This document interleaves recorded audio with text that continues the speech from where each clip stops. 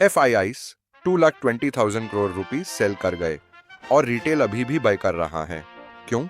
एक तरफ दुनिया के सबसे बड़े इन्वेस्टर्स इंडिया से 2,20,000 करोड़ रुपीस निकाल के भाग गए। दूसरी तरफ तुम लोग SEP कर रहे हो, F&O खरीद रहे हो और जीरोधा ऐप रिफ्रेश कर रहे हो। दोनों गलत नहीं हो सकते, तो कौन सही है? आज समझेंगे। इंस्टीट्यूशनल इन्वेस्टर डेटा बोलता क्या है और रिटेल ट्रेडर क्यों हर बार लेट होता है। पहले नंबर्स देखो, क्योंकि बिना डेटा के सिर्फ गॉसिप होता है।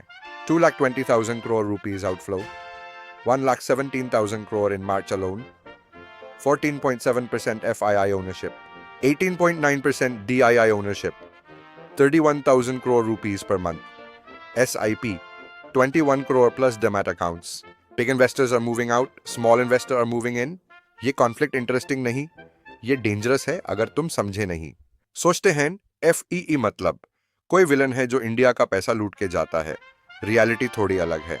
फॉरेन इंस्टीट्यूशनल इन्वेस्टर्स मतलब गोल्डमैन सैक्स, ब्लैक रॉक, JP मॉर्गन जैसी फर्म्स। ये लोग अपना पैसा अमेरिका, यूरोप, जापान सब जगह लगाते हैं। जब US बॉन्ड यील्ड 5% देता है तो इंडिया में रिस्क उठाने की जरूरत क्या है? तो वो शिफ्ट करते हैं सिंपल पोर्टफोलियो रिबैलेंसिंग। इसमें इंडिया की गलती नहीं, ग्लोबल मैथ है। और मार्च 2026 में क्या हुआ? रुपए 95 रुपीस के पास था। डॉलर में सोचते हो तो returns are even lesser. FEI ने सेल किया, लॉस कट किया। अब रिटेल ने क्या किया? बाय द डिप सोचा। और SIP का ऑटो डेबिट, वो तो रुका ही नहीं। विलन कोई एक इंसान नहीं है इस स्टोरी में, विलन है एक बिलीफ। मार्केट गिरा मतलब अपॉर्चुनिटी। ये बिलीफ कभी कभी सही होता है। 2020 कोविड क्रैश में जो बाय किया वो हीरो बना। 2008 में जो बाय किया वो भी हीरो बना 3 साल बाद। प्रॉब्लम तब होती है जब तुम ये नहीं समझते FII कब बेच रहा है और क्यों। अगर वो बेच रहा है क्योंकि ग्लोबल रेट्स हाई हैं, डॉलर स्ट्रांग है, रुपए वीक है, तो ये साइकिल 6 महीने भी चल सकता है, 12 भी। और F&O ट्रेडर्स, उनका तो और बुरा हाल। FII F&O में क्या पोजीशन ले रहा है वो अलग ट्रैक होता है, कैश मार्केट से नहीं मिलाता। ज्यादातर रिटेल ट्रेडर्स ये जानते ही नहीं, तो वो कैश मार्केट FII डेटा देख के F&O कॉल लेते हैं। गलत डाटा, गलत ट्रेड। तो सही क्या है? 3 चीजें समझो। On FII cash is not equal to FII F&O। NSE raw F&O participant data देता है। FII/PRO/client/DII सबकी इंडेक्स फ्यूचर्स और ऑप्शंस पोजीशंस। ये डाटा बोलता है कल के लिए क्या बायस है। कैश मार्केट डेटा नहीं, F&O डेटा देखो।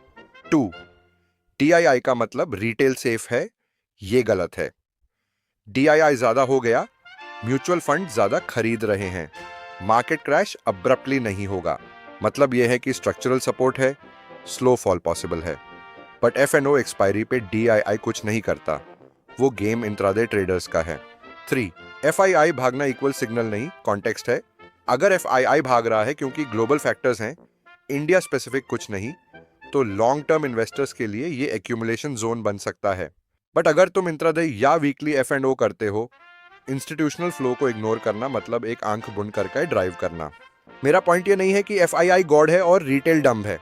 मेरा पॉइंट ये है डेटा अवेलेबल है सबके लिए, फ्री, NSE वेबसाइट पे, NSDL पे, सेंसिबल पे। जो रिटेल ट्रेडर ये डेटा रेगुलरली चेक करता है वो बाकी 91% से ऑलरेडी अलग हो जाता है। मैं बताऊंगा हर हफ्ते, यही काम है यहाँ का। अगर ये यूजफुल लगा, फॉलो करो AMV मवन। अगले थ्रेड में डिकोड करना सिखाऊंगा। अगर तुम भी 91% में नहीं रहना चाहते, कमेंट करो, मैं 9% में हूं।